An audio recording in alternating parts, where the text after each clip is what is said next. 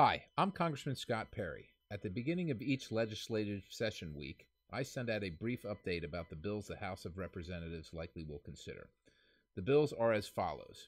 H.R. 299, the Capital Access for Small Community Financial Institutions Act, which amends the Federal Home Loan Bank Act to authorize privately insured credit unions to become members of a federal home loan bank.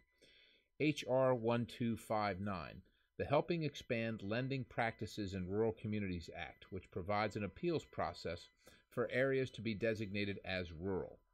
H.R. 1265, the Bureau Advisory Commission Transparency Act, which applies the requirements of the Federal Advisory Committee Act to the Bureau of Consumer Financial Protection.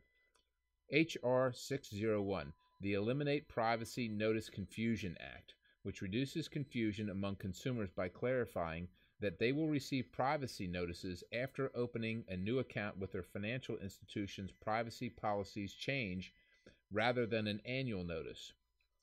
H.R. 1367, which amends the Expedited Funds Availability Act to clarify the application of that act to American Samoa and the Northern Mariana Islands. H.R. 1480, the SAFE Act, the SAFE Act, Confidentiality and Privilege Enhancement Act, which provides assurance for financial institutions that privileged information shared between federal banking regulators and state regulatory agencies will be protected and remain confidential.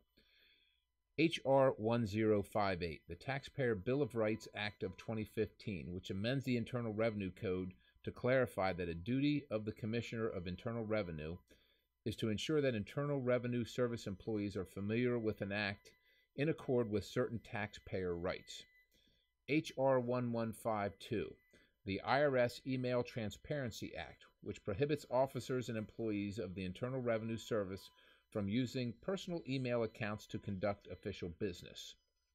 H.R. 1026, the Taxpayer Knowledge of IRS Investigations Act, which amends the Internal Revenue Code to permit the release of information regarding the status of certain investigations. H.R. 1314, the Ensuring Tax-Exempt Organizations the Right to Appeal Act, which amends the Internal Revenue Code to provide for a right to an administrative appeal relating to adverse determinations of tax-exempt status for tax-exempt organizations. H.R. 1295, the IRS Bureaucracy Reduction and Judicial Review Act, which amends the Internal Revenue Code to improve the process for making determinations with respect to whether organizations are exempt from taxation under Section 501c4. H.R. 709, the Prevent Targeting at the IRS Act, which authorizes the IRS to terminate employees who target individuals based on their political beliefs. H.R. 1104, the Fair Treatment for All Gifts Act, which amends the Internal Revenue Code to provide a deduction from the gift tax for gifts made to certain exempt organizations.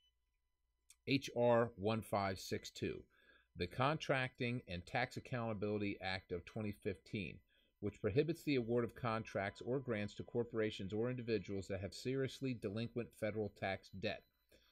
H.R. 1563, the Federal Employee Tax Accountability Act of 2015, which makes individuals with seriously delinquent tax debts ineligible for federal employment. H.R. 650, the Preserving Access to Manufactured Housing Act of 2015, which would help ensure the availability of financing options for manufactured homes while preserving the necessary consumer protections in the Dodd-Frank Act and the SAFE Act. H.R. 685, the Mortgage Choice Act of 2015, which helps low and middle income Americans gain access to a qualified mortgage. H.R. 622, the State and Local Sales Tax Deduction Fairness Act of 2015, which amends the Truth in Lending Act to improve upon the definitions provided for points and fees in connection with a mortgage transaction. And finally, H.R. 1105, the Death Tax Repeal Act of 2015, which repeals the death tax. Our nation was built on small family-owned businesses. Families have worked hard for years to pass on an opportunity to their children and our tax code shouldn't punish but reward them, which is the idea of this repeal. As always, if you have any questions or if I may be of assistance to you in any way, please contact me at perry.house.gov. That's perry.house.gov. Again, this is Scott Perry, and I hope you have a fantastic week.